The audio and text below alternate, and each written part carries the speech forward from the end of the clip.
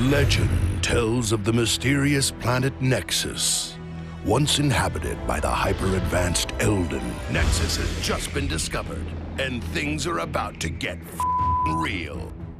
Welcome to Wildstar. When someone finds the most legendary planet in the universe, you can be damn sure that everyone is saddling up their starship and blazing a trail to get there. Goddag og velkommen. Til Gamescom snakker vi med Jeremy, som er en af producerne bag spillet Wildstar. Og han har blandt andet fortalt om, hvad det er, og hvordan det fungerer at have sit eget hus. Throw in a bunch of the weirdest, wildest, and most ruthless races this side of the event horizon, and you've got an explosive cocktail just looking for someone to party with. So we're working on Wildstar. This is a science fiction fantasy MMO, and it's about this world that's kind of going haywire. And so we give players all sorts of fun stuff to do when they come to this new planet. And that is like action combat, lots of like fast-paced fighting, but also very strategic where you can kind of plan your attacks with your friends. It's cool dungeons, it's got raids, it's got housing, it's got giant fortresses full of raid bosses that you attack each other with. There's like a billion things to do inside of the game. Housing is all about having an area of the world that you own, and so you can modify it with everything from giant Ferris wheels to a house that you can fully customize and kit out. You can build new stairways and new floors to your house and kit it out really however you want.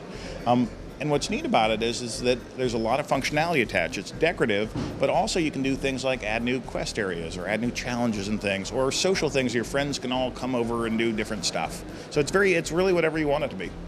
The team had worked on the first 20 or so guys in the company came from the World of Warcraft team, and so they'd learned stuff like, ooh, if you have humans on both sides, a lot of people choose humans, so you can be a human on either faction. And there's a lot of class variety. Do you love like dodging around and moving really quick? Or do you want to just take attacks and be a big tough guy and sort of tank in the middle? We let you choose either of those and a variety in between based on your class. Dungeons for us are pretty cool. We like old school, like hard dungeons, like early games used to have them. Most games have gone to easy dungeons, and those games are for wimps. We like hard stuff. And so for us, we use that telegraph system to do very complex fights with bosses doing huge telegraphs you need to react to. Lots of movement, lots of fighting, and then we take it up to raids of either 20-person or 40-person raids so that like you get a massive top-level experience, like Elder Game we call it.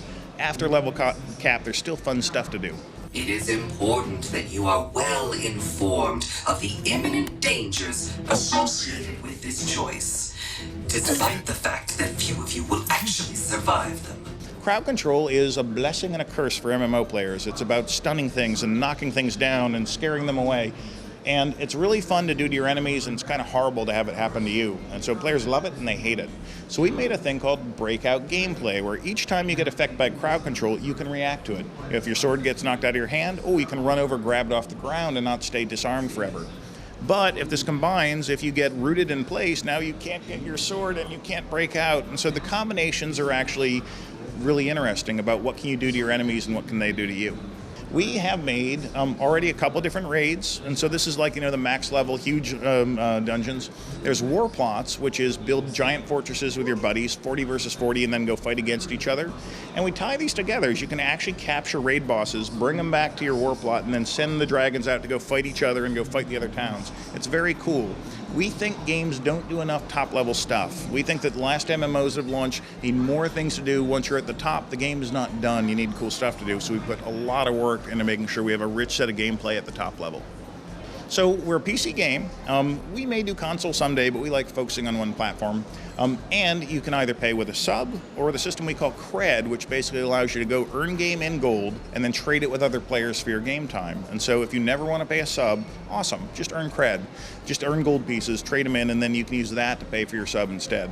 And so we're trying to give options basically depending on how you want to pay. There's going to be we're hoping to have a couple different ways to let you do that.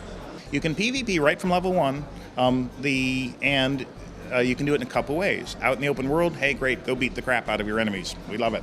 Or go into battlegrounds, or go into arenas, depending whether you want to do kind of pickup games or whether you want to have an organized team that's fighting their way up the ranking system. And then, of course, at the top level, all that experience you got culminates into war plots, where it's like housing plus PvP all at the same time, plus raid bosses, plus craziness. Face off against dangerous alien organisms, killer robots, and savage natives, using skill, movement, and some old-fashioned backbone to smash your enemies to smithereens. Whether your arsenal is big guns and bullets or supercharged magical spells, you'll be cracking skulls and making corpses in no time. Synes du spillet ser fedt ud, så skriv ind i en kommentar her nedenunder og giv os et like, og så kan du glæde dig til spillet kommer til Windows næste år.